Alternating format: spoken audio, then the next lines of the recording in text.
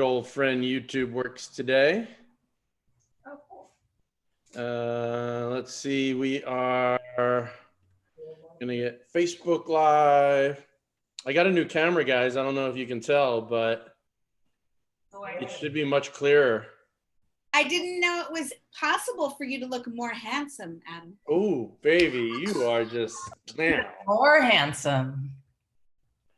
I don't know why Facebook is saying that it was paused, but that should not be the case. Come on, platform and internet work. Hey, Adam, we're mostly just making the sauce tonight, right? We're gonna make pasta too. I may forego that portion. Am I still allowed to be here? No, leave. Of course. I had like a total dough meltdown last time, so I think I need to just buy the tortellini. You are dough sensitive. Yeah. Okay. The only one that seems to not be working is the one that gets the most people, which is Facebook. So let me just go back. Oh, it looks like Facebook crashed. Let me just hold on one second, people, and see if we are live. I think we are. Okay. Yeah, it seems to be moving now. Okay, so I think we're live across all platforms. We're going to get into this. There's going to be a bit of a lecture before we start so that everybody understands what we're getting ourselves into. Let me start off with my connection to what we're cooking. We're going to make two recipes that are from the same region of Italy. So as you may know, I used to live in Italy and went to school there. That's how Sarah and I know each other. And I certainly had a love for Italian food before I went there, but it solidified when I was there. I've been back many, many times since then. And one of my favorite regions is Emilia-Romagna. And there, the two towns in particular that are sort of the epicenter of food culture are Bologna and Modena. And 3 years ago, my son and I, Judah, we went to Modena and Bologna, and we took some cooking classes. So we learned the two most iconic dishes of the region. One of them is tortellini, and tortellini is essentially a little tiny stuffed pasta made with stuffed with pork, mostly mortadella, which if you think about what mortadella is, in America we have bologna, or B-O-L-O-G-N-A, which is Bologna, which is the town of Bologna. So essentially our bologna was a bastardization of mortadella, which is from Bologna. And it's a lovely, magnificent, marbled, beautiful meat that we get. You normally slice thin. And the tortellini focuses on that, a little bit of pork, some Parmesan, and a beautiful egg pasta. And the egg pasta is the egg pasta is also the pasta that's used for the bolognese sauce. So Ragu bolognese is the sauce we're going to make. That is an iconic sauce that is known throughout the world, and it's often misinterpreted and misunderstood. So I'm going to talk about what it is, what it isn't, and we're going to try to make something that is contemporary to what is being made in Bologna today, but actually isn't the original Ragu bolognese. So let's start with what you probably are most familiar with, which is spaghetti bolognese, which is a dish that you see in America on a lot of menus in a lot of restaurants, and it's basically meat sauce. Tomatoes and ground beef and some herbs and spices and onions. That is not Ragu bolognese. It's the ugly American cousin. They never put it on spaghetti. Most of the time it's put on tagliatelle, which is the cut of egg pasta that is normally used. And the origin of the bolognese, the Ragu bolognese, is essentially 1800s. There's a recipe. It probably originally came from Ragu in France.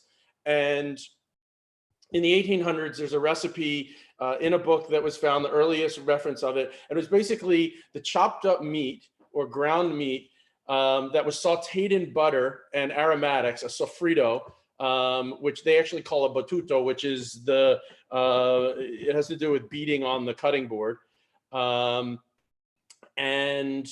then it's finished with a little bit of cream. And there are no tomatoes in the original Ragu Bolognese.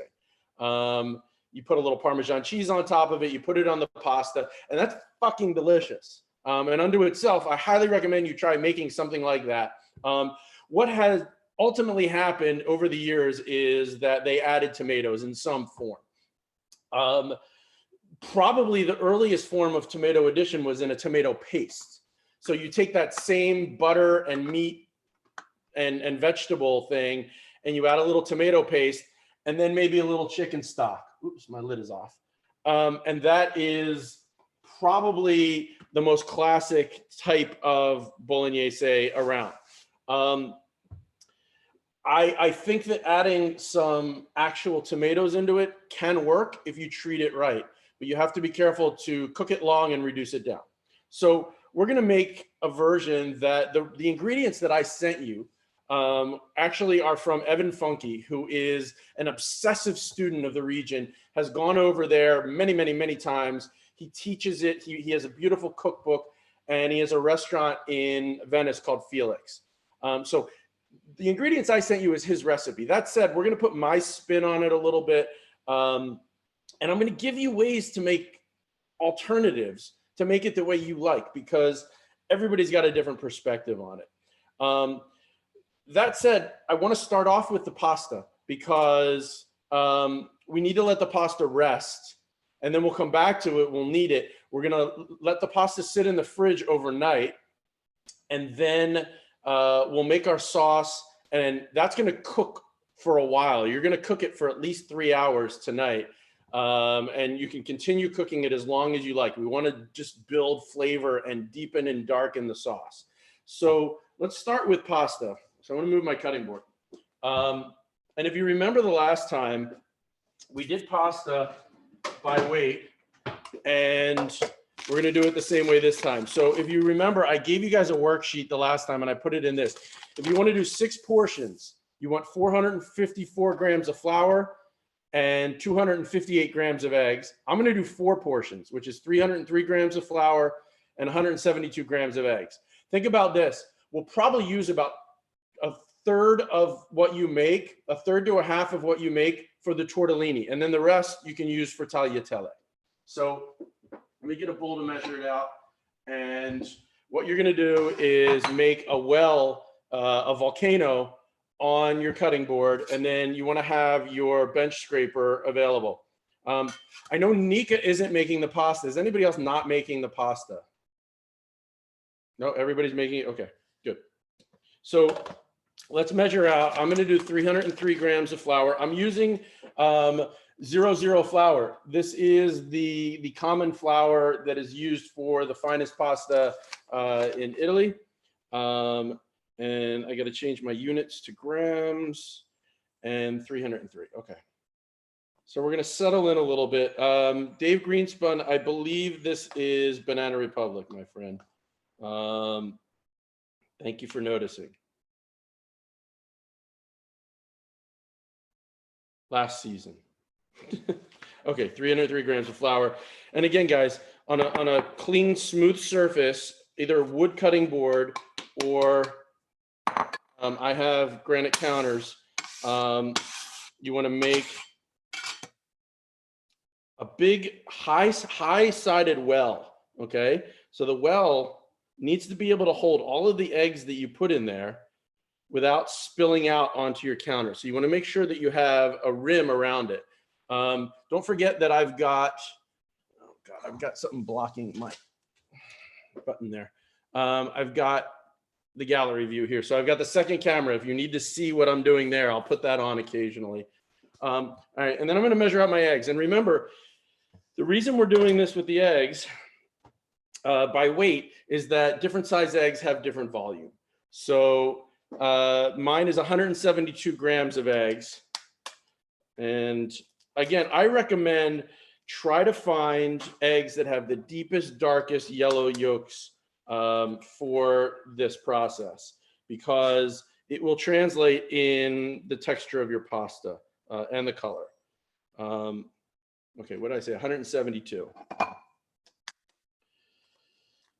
So almost there.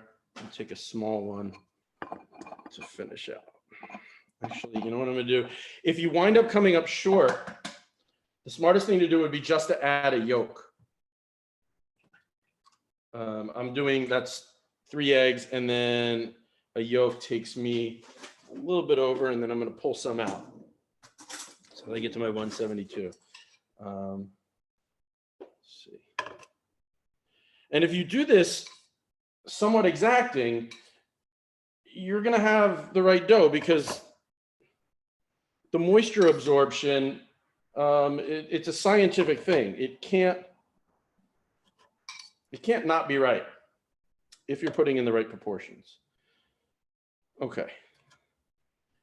There we go. So now you just put it right in the center. Hey, Adam. Yes, sir. Quick question. So for the 6 portions, 454 grams of flour, how many grams of egg? 258. 358? 258. 258. Okay. Thank you. No worries. Okay, let's get back to this. Okay, and so after, Question? Does what's that? Does the well go all the way down to the? Yes, all the way to the bottom, as long as you have a nice bench scraper that you're going to be able to scrape it up with. But yeah, you don't need flour on the bottom. And then what you're going to do is scramble it with a fork. Okay, and you can see the motion that I'm doing here on the other camera. Here, I can move this camera in a little bit closer if you'd like. 170. So I'm going to start scrambling it. And then what I'm going to do is gradually, I'm going to start bringing in from the sides of the volcano. Okay. And little by little, I'm going to do that until it starts to get into a slurry of sorts. Okay. And I don't want to break the walls down so that the eggs spill out, but I'm using my fork sort of flat here. You can see how my fork is flat, and I'm coming from the bottom, and I'm scraping the bottom, Sarah, where you were talking about, and I'm creating a bit of a slurry here. And ultimately, I can start adding in a little bit larger clumps, and then you can take your bench scraper. Once you get it into a bit of substance, but make sure you get it nice and smooth. Hi, Thea. Making a little Italian food. I first met Thea in an Italian restaurant in Boulder, Colorado, where she was working. So it all comes together. Okay, so see how mine is almost like thick scrambled eggs here, right? Like almost cooked. See how it's become somewhat thick and gloppy. I can start actually getting more aggressive now with it.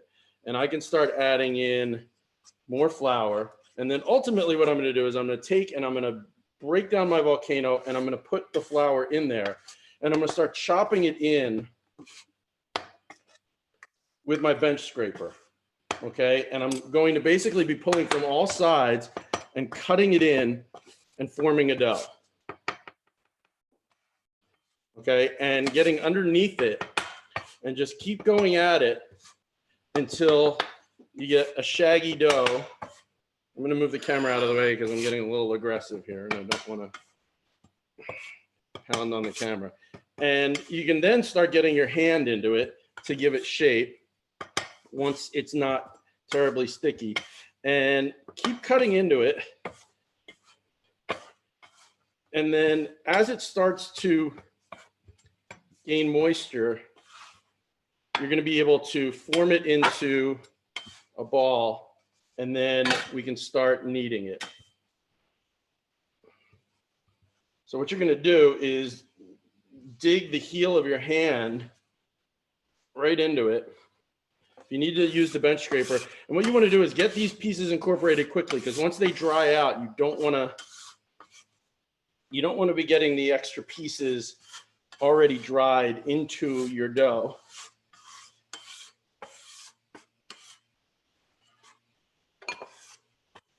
Okay, now we're gonna go at it and we're gonna start kneading. We're gonna probably knead it for, sorry, dropped the camera.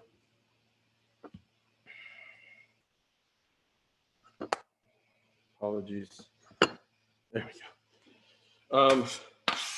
We're gonna knead it for about 5 minutes of aggressive kneading. And what you wanna do is basically dig your heel into it and almost pull it apart. And then you can get 2 hands on it and really go into it.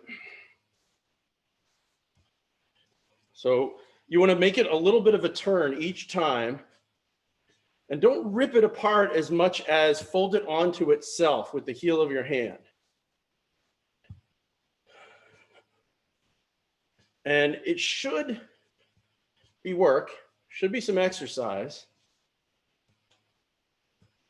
which is why Italian grandmothers have really big forearms. Okay, so now we're getting into a groove. And what you're gonna find is as it hydrates and as you knead it, you're gonna find that it starts to get a little smoother, a little more elastic. It should have a good sheen building up on the outside of it. And we're just gonna keep going, get it all incorporated. Whoo-wee. This is the most exercise I've had all week. So how do we know that it's not too dry? It should just feel smooth, but it should be incorporating everything. If you feel like it's a little too dry, what you can do is you can wet your hand just a little bit. That's the only moisture I would add in, is put a little water on your hands if you feel like it's too dry, but a tiny bit, because it goes a long way. And you'll find that it'll feel sticky on the outside at first, and then as you work it in, it will get well incorporated. But your dough shouldn't feel gummy. If it's gummy, then it's too wet.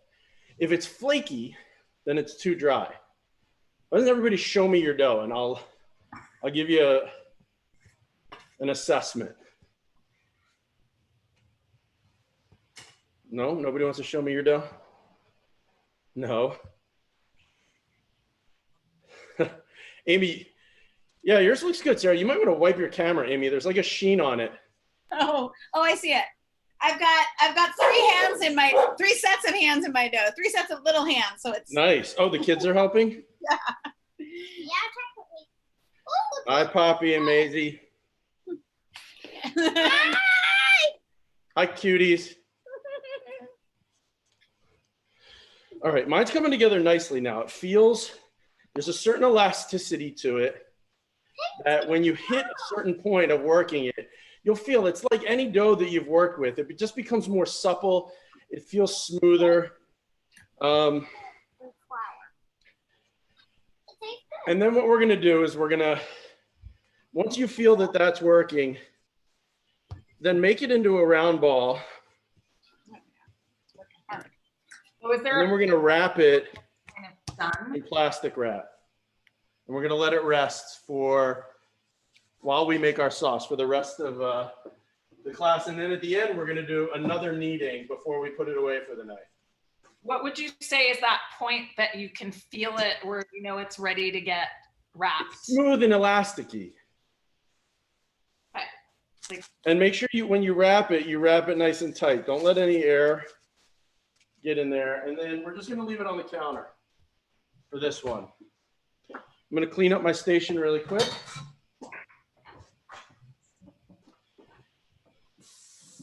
And you'll really appreciate, the work you put in now. What, that was 10 minutes? And the work that we put into that pays in dividends when you're eating pasta later. So did anybody not get already ground meat? Is anybody grinding with me? You guys all got ground meat? I don't, or my mortadella and my pancetta, all that stuff is not Okay. ground. So I'm going to talk to you about. And my pork loin is not ground. What's that? My pork loin is not ground either. Okay. Do you have a grinder? I have an attachment somewhere, but it's one of those things I don't know. I haven't used it since we moved. Yeah, that's what I'm going to be using is my grinder. So if you don't have a grinder, then the best alternative is a chop, and a very fine chop. I wouldn't put it in the food processor. So let me show you what I'm talking about when I talk about a chop.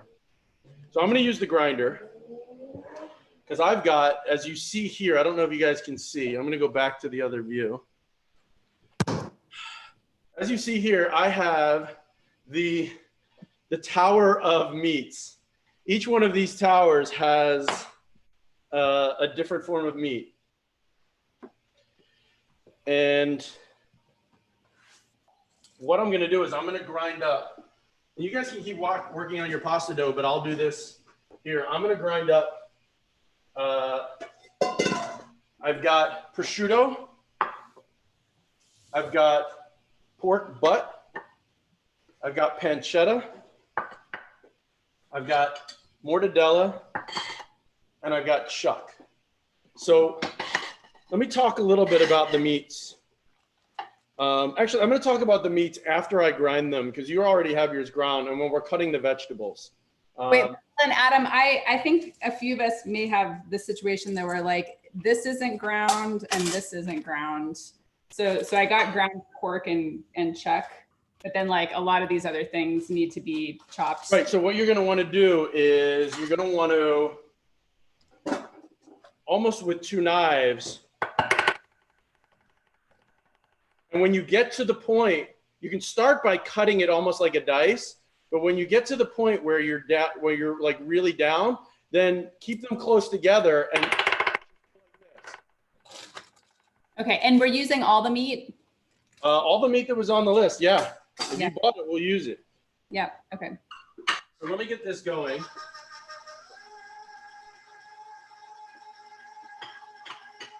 Don't use the meat that's for the tortellini though. There are two different meats. And on the ingredient list, I had separated them. So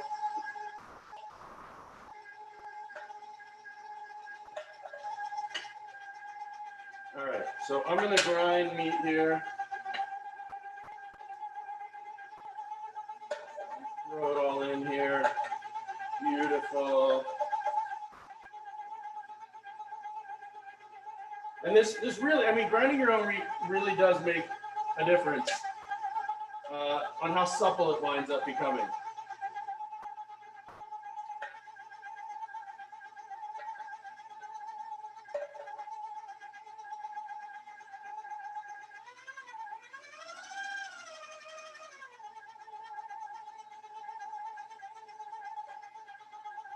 If anybody's just tuning in right now, they're watching me grind meat, and it's really exciting.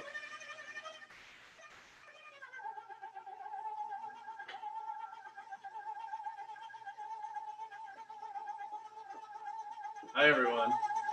But those of you guys who aren't grinding your meat, just get chopping and make it as close to ground meat as you can.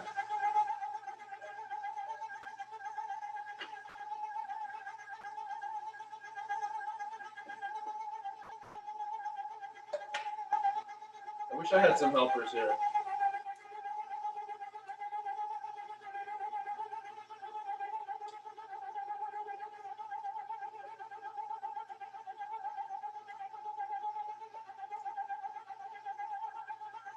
Okay, I'm about halfway there.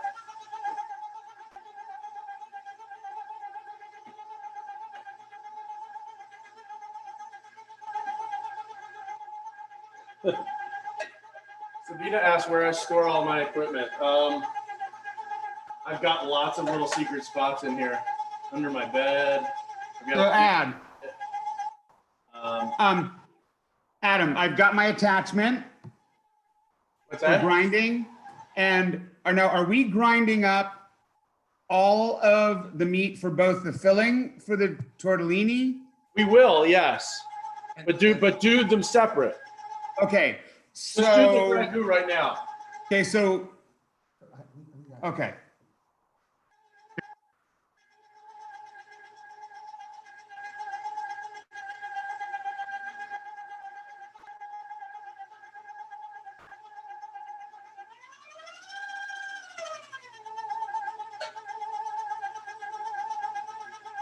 It just wants to go too fast.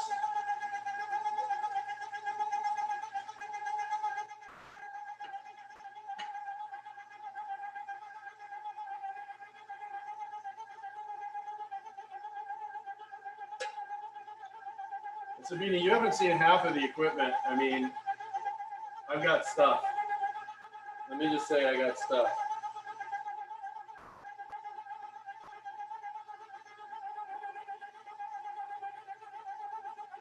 If you do go to the store and get your meat, you have them grind it for you. I would try to get it as fresh as possible. There's something happens after meat is vacuum packed and left out. It compresses down, and a freshly ground meat is wholly different than the stuff that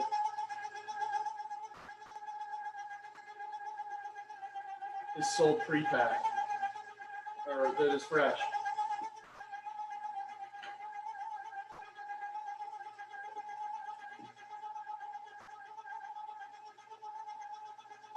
As Adam contemplates the decision that he made to grind his meat live versus doing it in advance, and spends 10 minutes on live video grinding his meat.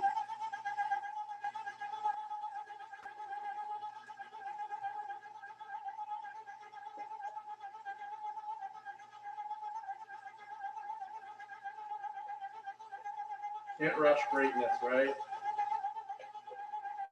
You guys will hang in there with me.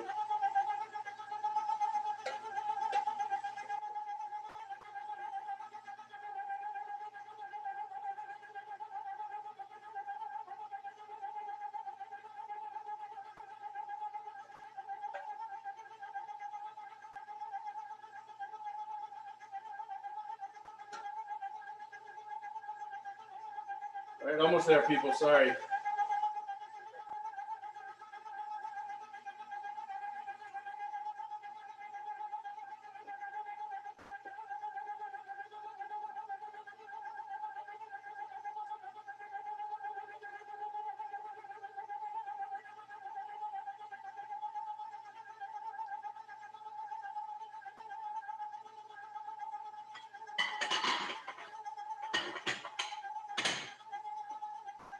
Last for the meat, and then we'll get on to the vegetables. So we're gonna make a sofrito.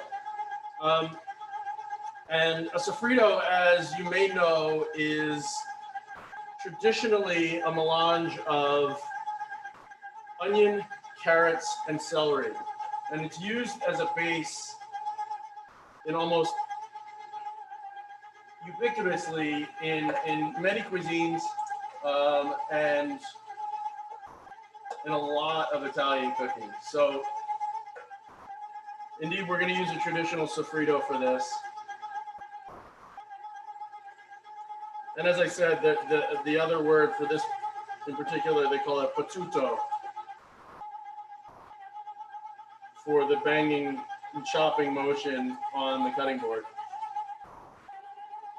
All right, finally here. And we've got a big pile of ground meat.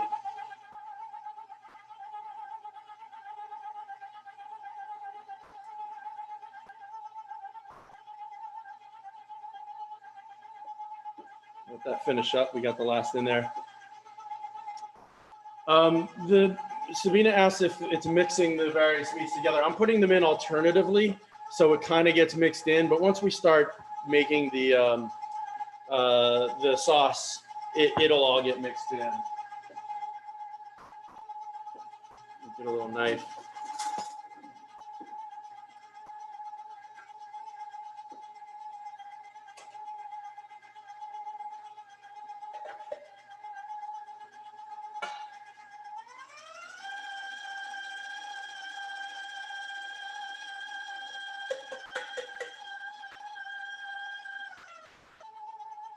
All right. We're good. Sorry about that, people, but look at the results. Freshly ground, lovely big bowl of meat. So many of you will be just starting out with that. And now we can move on to preparing for our sauce. So we're going to make our sofrito. So I listed 2 stalks of celery, 1 carrot, and an onion.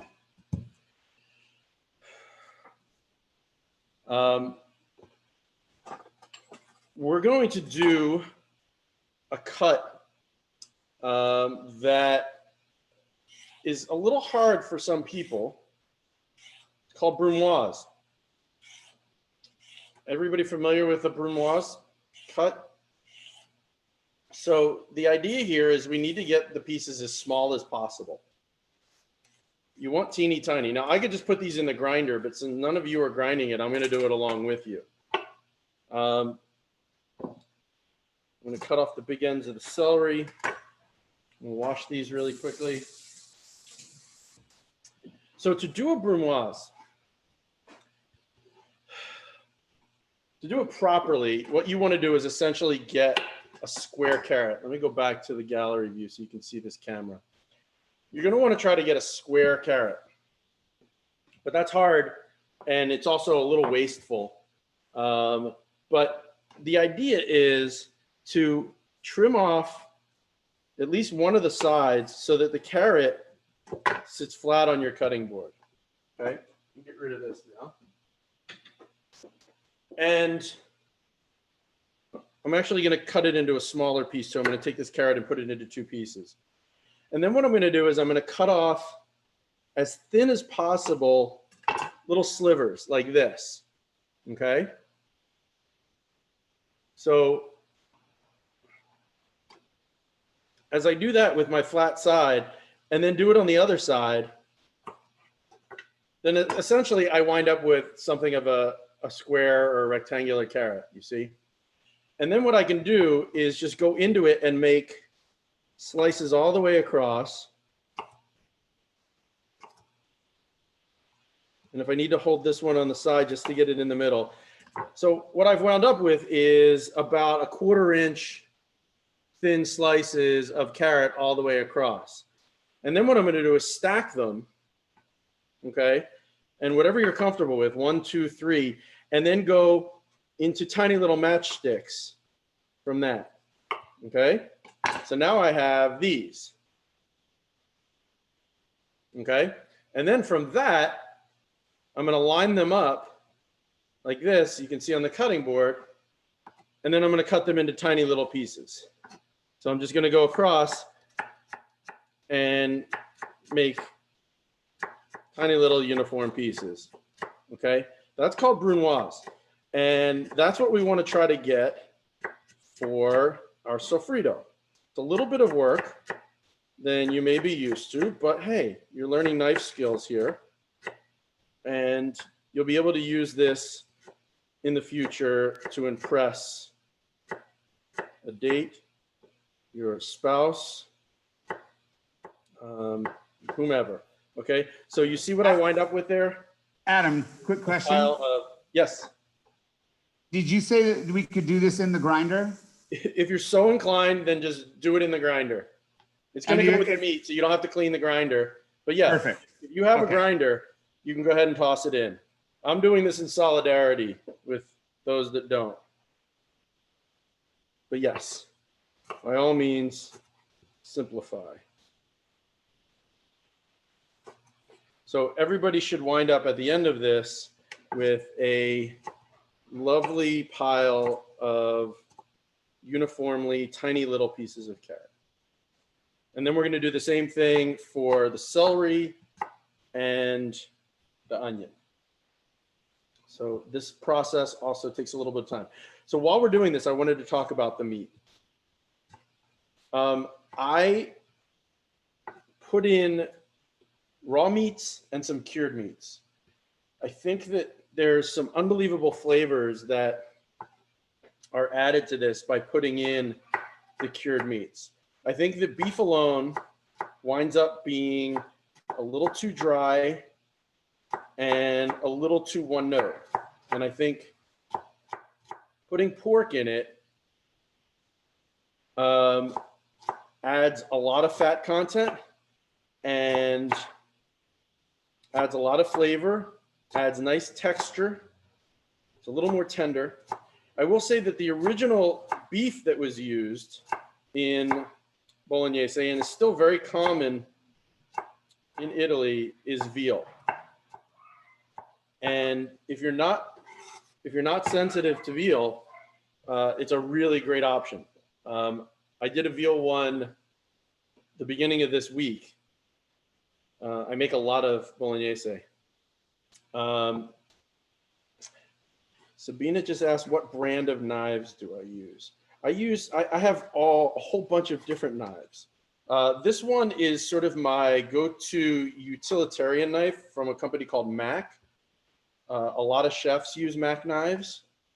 They're cheap and they perform really well. They sharpen well. But for certain other purposes, I have a bounty of other knives. This is sort of my go-to daily knife, but I've got, throw it over here. I've got a Japanese knife, a Miyabi, and then I've also got I've got 3 different cases of Kamikoto knives, which are specialty fancy wooden box. They're only edged on one side, which means you have to get a left-handed or a right-handed knife. I'm left-handed, so I had to special order those. It takes a little getting used to cutting with just one edge, but they're really cool knives. Okay, so back to the meats. You can make a Bolognese with just about anything. I mean, hell, if you're my buddy Mike Sklar, you can make it with chicken because he just eats chicken. I can't vouch for the quality of it if you're not going with and here's the way I would do the celery is, this is sort of a cheat on a brunoise, but you sort of just roll it on its edge and then use the tip of your knife to get a thin little sliver and work your way around the rib.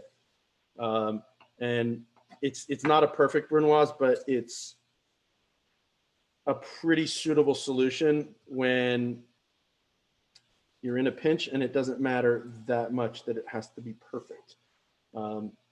So you see how I'm doing this with the tip of my knife? I'm going around it and literally just slicing it apart.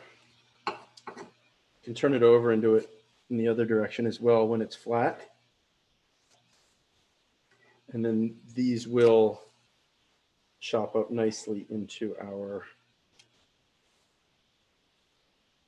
sofrito. Okay, I'm going to do 2 of them.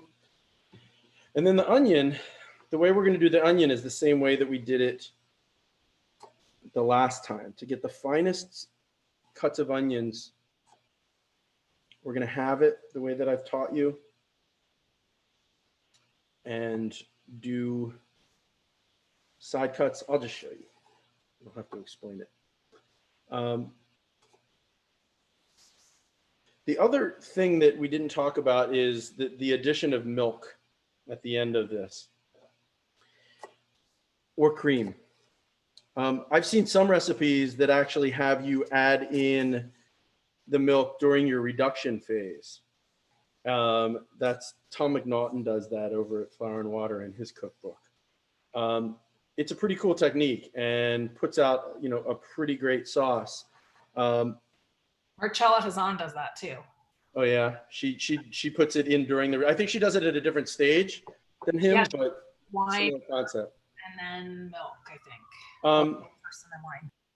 So the thing about it is, to me, is that it creates a wholly different sauce. It's a creamier sauce. And you know, a lot of people put nutmeg in it. That's a version of a bolognese that is just different. This is more honed towards what you see in Bologna. It does not wind up being as creamy there. That said, there's nothing wrong with it. There is no, you know, like cacio e pepe that we made, one of the first classes I did. There's only one way to make cacio e pepe. And I was very clear about that all other versions that use butter and oil or, you know, put sunflower seeds or whatever the fuck they're putting in it, is not cacio e pepe. Cacio e pepe has 3 ingredients, and that's just the way you make it. You could make a version of cacio e pepe, or you could, you know, have a cacio e pepe like dish, but that has a way it's made. Bolognese, there's no set way because of the way it evolved. There's as many different ways to make it. So sometimes I'm in the mood for a meat sauce. I'll bust out a jar of Rails, ground up, fry up some ground beef and toss it in the Rails. Bolognese. I'm not advocating for that, but in a pinch, you got the kid hungry. It's pretty tasty. This is another level. This is a special occasion. This is when you want to put time into it, and the results come out, you know, maybe diminishing returns. Maybe it's 50% better, 75% better for 300-400% more work. But that's what we do in the food world. If we like. Okay, so the onion. You guys remember the way that we do onions? I've cut it in half. I forgot to show you. So I cut it in half. Stem top to bottom, split it in half, right? I'm going to put both ends that are going to stay together at the top. And I'm going to work my way around, putting tight slivers all the way across the onion. Okay, so I'm going to use tip of my knife and tight slivers, but it shouldn't come apart. Okay, because the stem is holding it together. Oops, got a bit of a tough part there. And then, and we want to keep it together. And then I'm just going to take a little slice right down the middle here. And lastly, I'm going to hold it all together. And we're going to come down, and these pieces are going to be as small, if not smaller, than our carrots and our celery. Okay? And that's how you get a fine dice straight off the onion.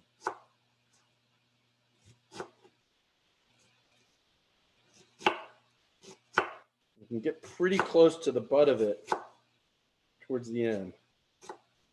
I know guys that can do this 100 times faster. I can do it faster too, but not like these guys. Okay, last bit, and then we're gonna get started on the cooking.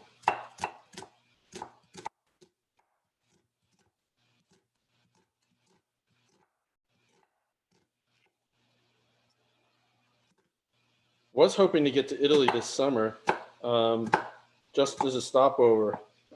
We were looking at tickets to Morocco, and it was pretty easy to fly in there from Rome. So we we're just going to stop in, say hello to our people there, eat the food, and then we were looking to head into Morocco. But I don't think it's going to happen. going to be really interesting to see how travel is affected by this. To me, as much as anything else, because we're all about the travel. Okay. Everybody got their sofrito ready. Okay, so let's talk about what we're cooking here. Some basic components. Oh, and get some garlic out. Take a couple cloves of garlic, and just like we did for the first tomato sauce we did here, don't cut them. Just open them, take the skin off, and then give them a little bit of a smash. And we're going to use those to season our oil or our fat or whatever you're using. But we're going to pull these out later, so don't make them so that they are not easy to fish out. And of course, I dropped mine. Sorry. Still have the skin on them, so we're good. I'm going to give them a little pound just so I can get the skin off. And then those are going to go in. So what I'm going to be using is a pretty substantial pot. I've used this. Let me see. I can go ahead and set it up for the overhead view now.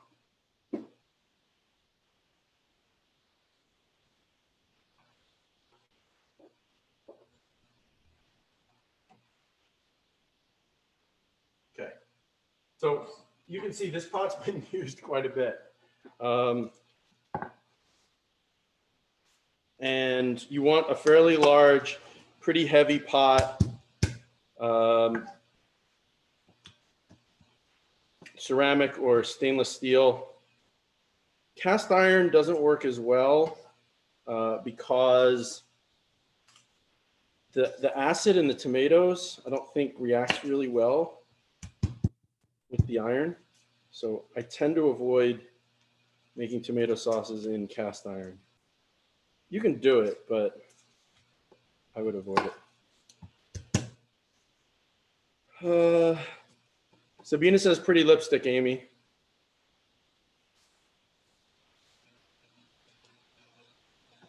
Sure, she's hands deep in something. You got a big kiss. Mwah. Oh, okay, I didn't see that. Sebastian was asking me, he was actually re-articulating your point about there being a hot debate among Italians about what constitutes a bolognese sauce. Oh, yeah.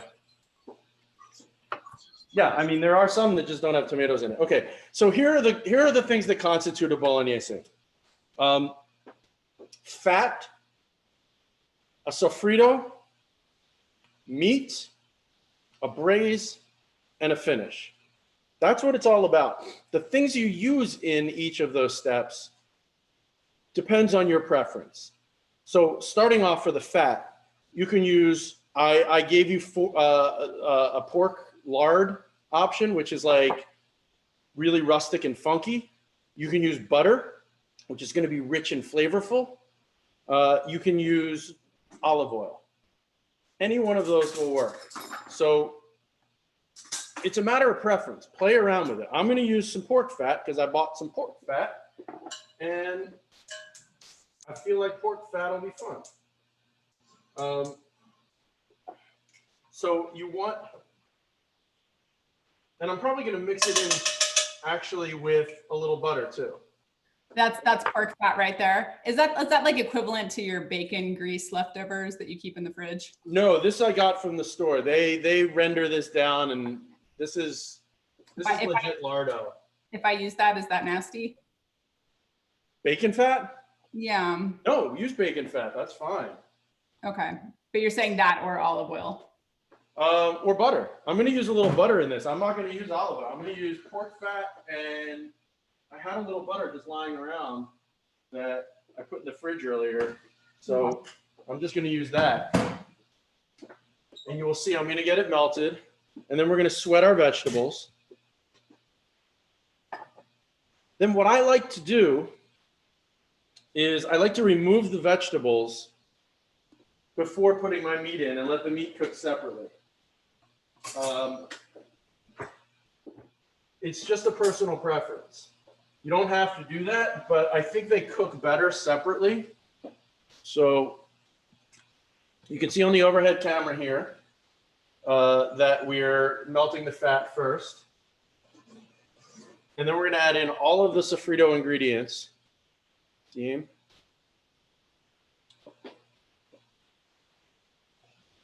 So step one is the fat. Step two is the sofrito. We chose carrot, celery, onion. If you don't like celery, don't do celery. If you don't want carrot, you want to do mushrooms instead, do mushrooms. You can play around with the veg at the beginning, but it's fat sofrito, then meat. As we said, veal is... Garlic in to flavor it? What's that? Already throw your garlic in to flavor it? I can't see. No. Oh, okay. That's No, there's just butter in there. I'm going to throw the garlic in with all the other stuff, and then we're just going to pull it out.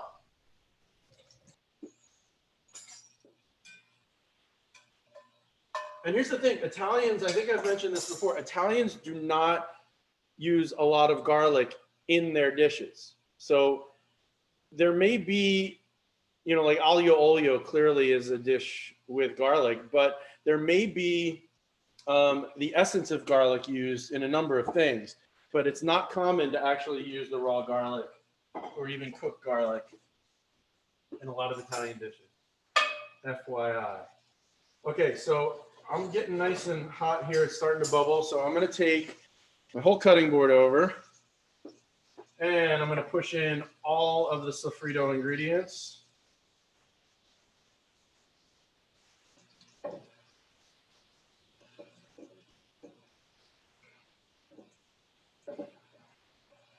Oh, I can smell that pork fat. Wow. That's nice. So what we're looking for here is a level of caramelization of all the vegetables that doesn't go to the point of sort of burnt. We just want them to sweat, release a lot of their flavor, and get golden. Stay golden, pony boy. So you see how I'm using the handle of this to mix it around. You want to, you know, if you want to get things moving, rather than use the implement, you can literally just move the pot. And I think that that's also, you know, I like to use a wooden spoon at this point. I'm on a pretty high heat because there's a lot of stuff in the pot. The high heat will get it up to temperature. Once it starts to rage, while that's cooking, I'm going to prepare a can of tomatoes. As you guys know, I like my sauces smooth. So, right, and when you chucked everything in there, that had the garlic in that whole. Yeah, the garlic's in there because it's going to sweat with the flavors now and just impart some flavor in the fat. So I'm gonna get a can of tomatoes ready. And as I said, this is probably the third or fourth time we've done this. I use a lot of red sauce. San Marzano, Roma tomatoes, but not just San Marzano Roma tomatoes. You want the DOP. The DOP is a designation that standardizes the production of the tomato to exacting specifics around the pH level, the acidity level, the sweetness, and it gives you a uniform product to use every time, and they are fucking delicious. I do not make bad sauces with them. So, Adam, where do you get yours? Where do you source yours? Because I couldn't find any. Whole Foods has them. That market that I went to on the way to your place, on the same street as our old venue. What's that main street that runs all the way down from in Southeast Industrial? I forget the name of it. Is it Powell or Foster? No. It's here. And there was a market that I stopped off on the way. It's a kind of a nice market. It's an alternative to Whole Foods. Oh, it's New Seasons. Is that it? Yeah, they didn't have them though. Oh, really? This is kind of like our Whole Foods, our New Leaf. Yeah, I'm not sure. Oops. Well, it could have been Market of Choice. I can check around though, but thank you. I would look for an Italian specialty grocer. You got to Yeah. have one in Portland. I know. I think there is one on Powell. I'm gonna have to check it out. Yeah. I got these. I get these at Whole Foods, and I was just up at Molinari Deli up in North Beach. I took a walk yesterday and picked those some more up. So I'm gonna go ahead and puree mine right in the can. I owe this little trick to Jennifer Kestelut because she said just use your hand blender right in the can, and I was like, it's gonna be messy. She said, I think you can do it. I've done it, and sure enough, it works. So, all right, I'm starting to really smell the onions, the garlic, the celery, the carrots. All of those great flavors are starting to fill the air, and smell is a really important part of this process. You want to train yourself to recognize the progress of things through your olfactory senses. That way you don't burn stuff. So this is on pretty high heat, and I'm going to let it go. It's not gripping, it's not burning.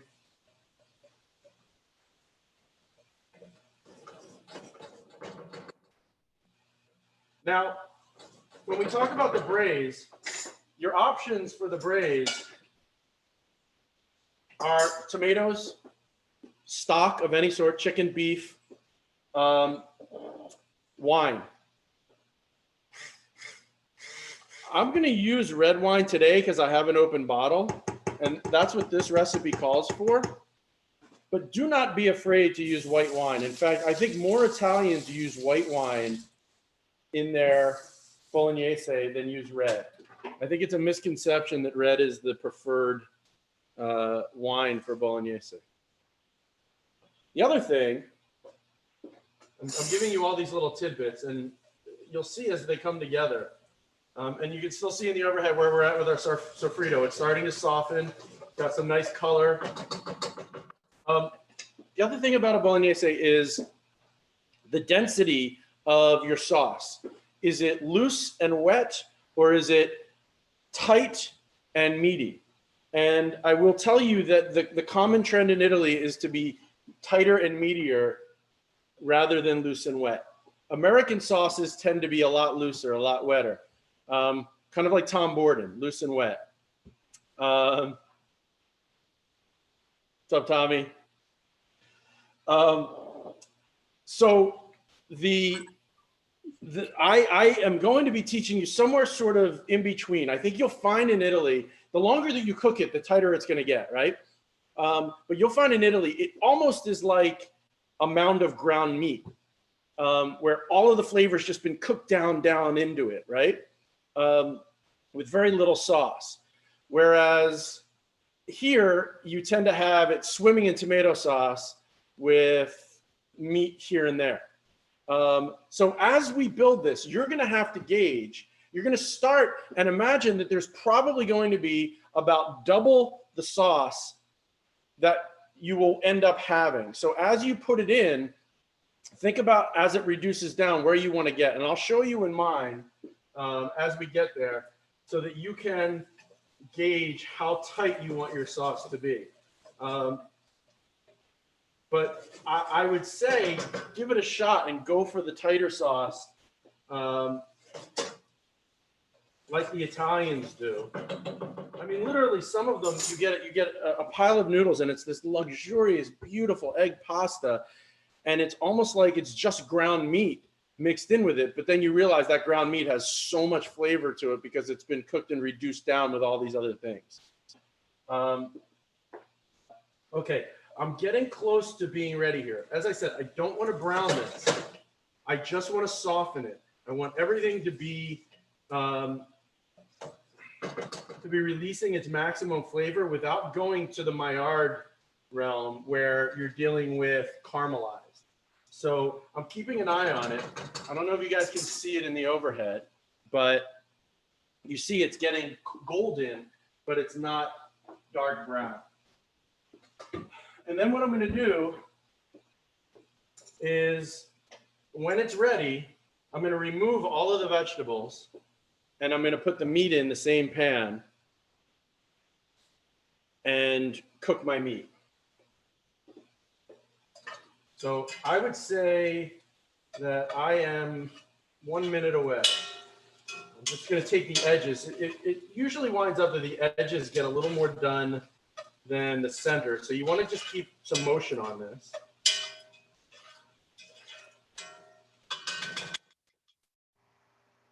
Using the wooden spoon.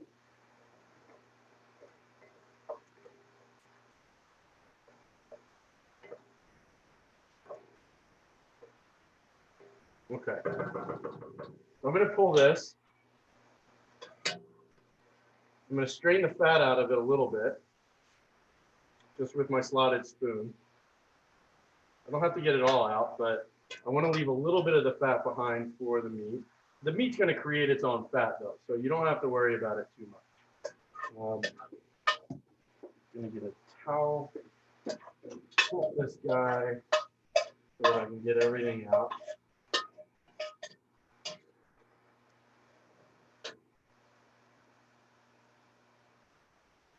One more shot.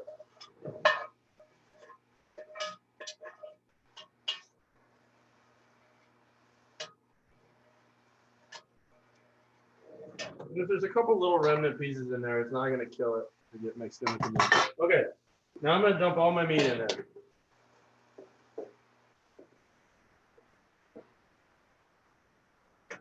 And we're going to let that cook down. And I'm going to keep moving the meat around. So I've got all of those pork. So add, Yeah. you have just added the raw meat. You're not browning it first. You just add it right into the sauce. I'm not what? So the raw meat, did you just add that into the sauce without browning it first? I'm browning it. It's not in the sauce. I pulled out the vegetables. I'm browning it right now in the pan. Ah, okay.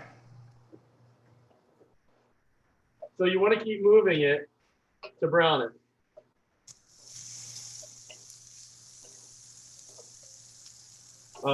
I have quite a bit of meat, but you can see because mine was freshly ground, there was a lot of, there's a lot more space in it. It was a lot bulkier. For the other half of this meat, we can make hamburgers.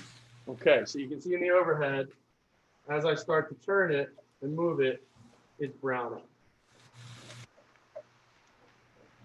Oh God, and it smells so good.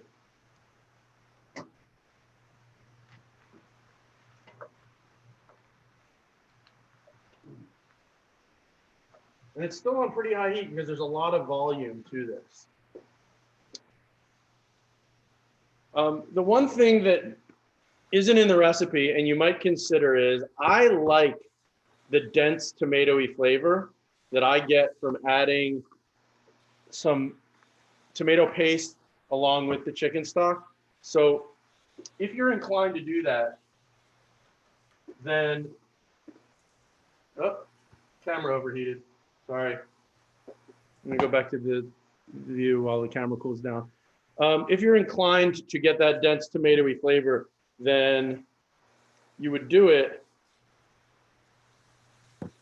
after you brown your meat. You put a little tomato paste in there and let the tomato paste toast. Oh. You can also add it raw with your liquids. It depends on if you like that toasted tomatoey paste flavor. Okay, so we're getting close on this.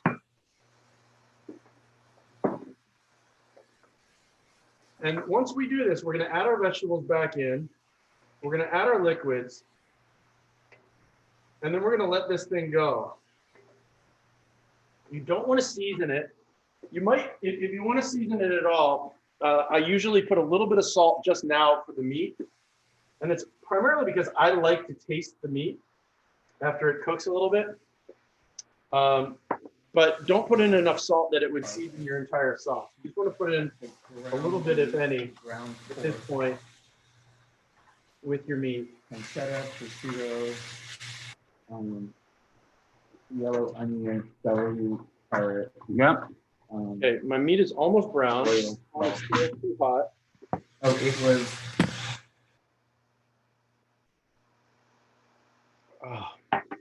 Oh, and here's the other thing. I'm going to remove my garlic now.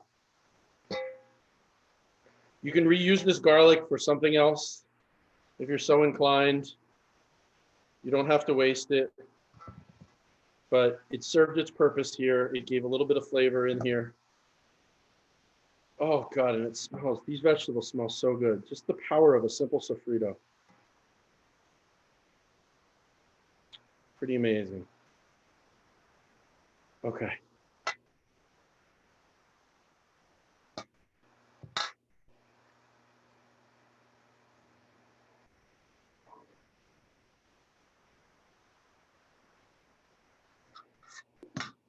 Okay, meat is almost brown. Hey, Adam, your overhead is gone. I know. I told you it overheated. Oh, sorry. Yeah. It happens. I got to come up with a new technology. All right, here it is. I'll just hold it and show you when I need to. The next business. Heat sensitive cameras. Okay. So it's back. And I will show you what we got going on in here. So all the beautiful brown meats.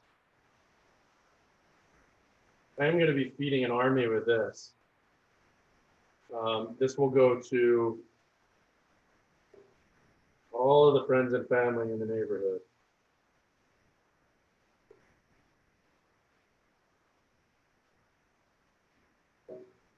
You want to make sure the pancetta is in there, so you want to make sure that you you render down any of the meats that still have some fat. So go a little bit longer than it would take for just your ground beef. I'm going to taste it because this is my favorite part. Oh my God. So good. The prosciutto, the pancetta, the mortadella, all of it just adds complexity, dynamic. All right, I'm going to add my vegetables back in. Put this down for a minute.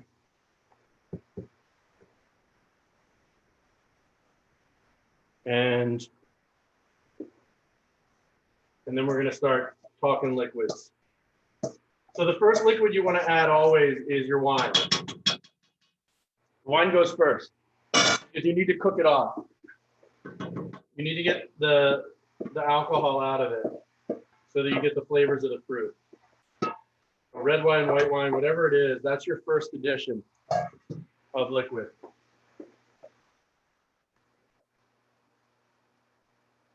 So this is what I've got with the vegetables. Let me just show you.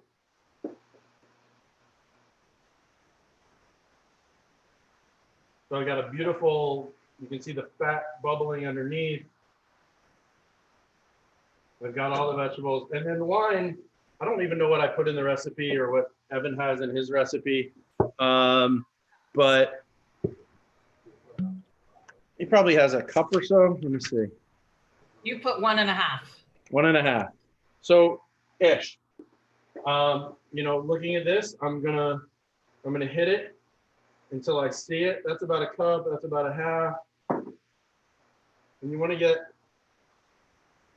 moisturize the whole thing.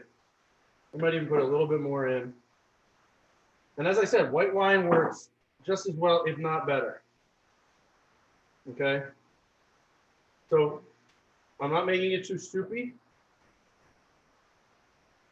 And now I want it to really rage. You want it on high heat. And you want to cook that down for a minute or so, a couple minutes. And then I'm going to use some good Buy Right chicken stock. Oh no, this is Golden Gate Meat Company chicken stock. And my tomatoes are gonna round it out. On the liquids. And again, so what in this pile right here of meat, I'm probably gonna put liquid enough to fill it and then give me about 1.5 inches, 2 inches of overhead. And when we cook it, we're gonna cook it low. So we're gonna want it to cook off, but we're not gonna let it range. Okay, you see what we got going on there? You know, it's actually interesting. I would say that the consistency that we're looking for is more like a sloppy Joe than a spaghetti bolognese that you get here in the States, if that makes sense. A little thicker than what we're used to. All right, so I can smell the wine still. I'm gonna let it cook off a little bit more, but it's already gone down probably about a quarter of its height. I'm gonna let it go down another second. And Sorry, and that was like once the meat is kind of browned, you right, you added like a cup and a half of wine. Is that what you said? ish, yeah. Like whatever, just like enough. Yeah, I mean, it depends. You know, you're gonna play with it, but for his recipe, he calls 1.5 cups. Okay. I eyeball it. Yeah. And then like the sauce part, you're just saying like it's only 1 can for this recipe, but if you wanted it saucier, in theory, you could add more tomato sauce. You could add more tomato sauce. Yes, I think, I don't know if I told you to get 1 or 2 cans. You said 1, but I didn't measure any of this meat, so I'm just gonna maybe add a little bit more. Well, eyeball it. Yeah, I mean, there's nothing wrong with eyeballing it. Yeah. And you added the sofrito back in, right? Yes, yeah, right after the meat. I'm gonna taste this to see if the alcohol is cooked out. It has. Okay, so if you taste it and you don't get a big mouthful of wine, then you're good to go to add in your next liquid. I'm gonna add in my tomatoes. Here, I'm gonna show you how much quantity this gives me. Okay, so 1 can of tomatoes takes it to that level. Where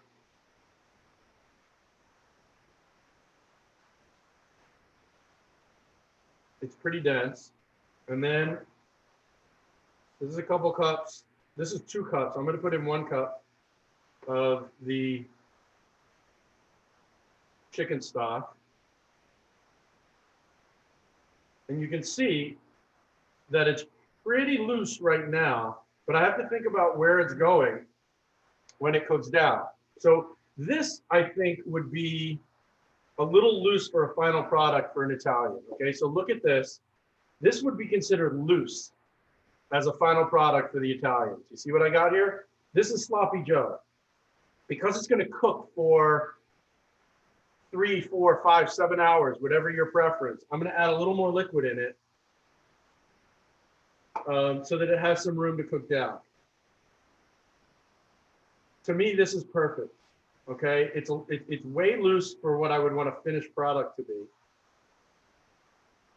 But there's still a pretty heavy density of meat to sauce.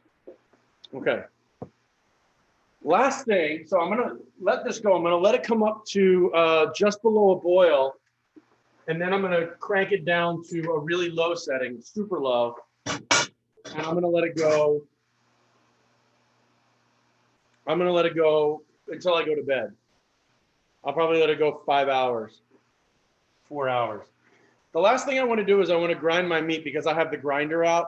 I want to grind my meat for the filling for the tortellini. We're not going to make the filling now. We're not going to add the egg. I'm just literally going to grind the meat because I got the grinder out. And then for those of you that are not grinding your meat, then chop it in the same way. So actually, I'll do that when we get off. I just wanted to tell you that that's the next step, and then put it back in the fridge so you'll have all of your ground meats. So the last thing we're going to do is we're going to knead our pasta dough one last time for a few minutes before we put it in the fridge. So if you grab your pasta dough and put a little bit of flour, just a very tiny bit of flour on your work surface. This is our next kneading. So you don't want to rip the dough apart. You just want to use the heel of your hand, fold it back on itself, and get into a groove. We're going to do this for about 10 minutes. And I'm going to say goodbye to you while we do it. So for tomorrow, what you want to do is your sauce, once it gets up to mine, so mine's almost boiling down, I'm turning it down. Let it get to a rip and boil at first, but not for too long. Lower down and you're going to get a simmer. So it's going to look like this. Okay, a little less than that even. And there's going to be pools of oil that form on the top, and it's going to start to get into a darker color. If you're the kind that wants to have the extra tomato paste, add it in, do it now, and let it go.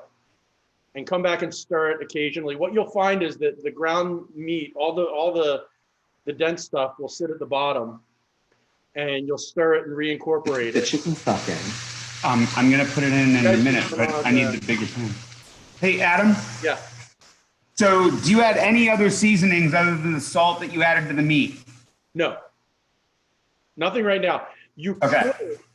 could, if you're so inclined, add some chili flake if you want it to be a little spicy. I often do that. Not traditional for them, but that's acceptable. Not really an herbaceous thing. You can put basil on the top of it afterwards, some fresh basil, but it's not going to serve you much good right now. So the way we're going to leave it is you're going to roll out this dough for about 10 minutes. You're going to wrap it tightly in plastic. You're going to put it in the fridge. Tomorrow, we will have our pasta machines or rolling pins handy. We will have our ground meats combined for the filling for your tortellini. And we're going to make some tagliatelle. I'm going to show you how to roll and fold tortellini. And then your sauce should be done and we can eat it on the tagliatelle. And then tortellini is traditionally served en brodo, which means just in chicken broth. So if you want to do it the most traditional way, grab a little chicken broth, heat it up tomorrow. We can toss our tortellini in that. That's by far the most traditional way. The second most traditional way would be in cream, in like a Parmesan cream, panna. So if you're inclined to do that, then you'll just need butter and a little cream and some Parmesan. Otherwise, you could just toss it in a little butter. You can put it in the bolognese sauce, but it kind of gets lost because it's meat on meat. So I would prepare to have your tortellini in one of those forms. But I think we're good. We're done. Is everybody okay starting a little earlier tomorrow, going at 4? Yeah? Lorber, can you go at 4 tomorrow? Are you going to do anything else to the sauce tomorrow? No. Sauce, we're just going to heat it up. Yeah, I think I'm going to, I can't start earlier tomorrow, but I don't think I'm not going to make the tortellini. Because you didn't make pasta. So you're done. The sauce, just let it cook for 3 to 5 hours. Okay. Adam, this is great. I can totally taste what you mean by like the more complex flavors. Yeah. So I'm excited to see how this turns out. Thanks so much. Yeah, no worries. Okay, guys, then I will see you all tomorrow. I have one question real quick. Yeah, yeah. So, I am using bread flour. Uh-huh. It's fine. So do you recommend that I just knead it longer, or do I need to add something, or how should I accommodate my? No, bread flour is fine. It should be, I mean, the only difference between this flour and bread flour is the fineness of the grind and the protein level. So, you know, this is high gluten, 00 flour, but you should be okay. Is it really stiff right now? It is really stiff. See, it's not coming together. Wet your hand a little bit. Just put a little bit of water on your hand, okay? And that should help. Okay. Yeah, and then it should solve that problem. If you do it once, probably won't need to do it more than once, but maybe twice. Okay. But your dough did not look that bad. Okay. Awesome, guys. Sarah, you said it's okay? 4? Yeah, mine's a little tough too, but we couldn't find regular flour, so I'm using the cut for cup because I had it. I don't know what that is, but that's the gluten-free, but it's the one from gluten-free. Gluten-free. All right, guys, we'll see you tomorrow at 4 o'clock. We will finish up our feast. Thank you. Low Adam. and slow on your sauce. Low and slow. And then should we put the dough back inside of the saran wrap in the? Yeah, plastic and in the fridge. And then sauce, cook it as long as you can, and then to the perfect texture, and then refrigerate it. One Eat final. it tonight. Sorry, one final question too. You said like the garlic, once you take it out, are you saying you don't put that part back in? No. Okay, thank you. All right, guys. Eat it on toast. Yeah, on toast. Good idea. With a little avocado. All right. California. Bye.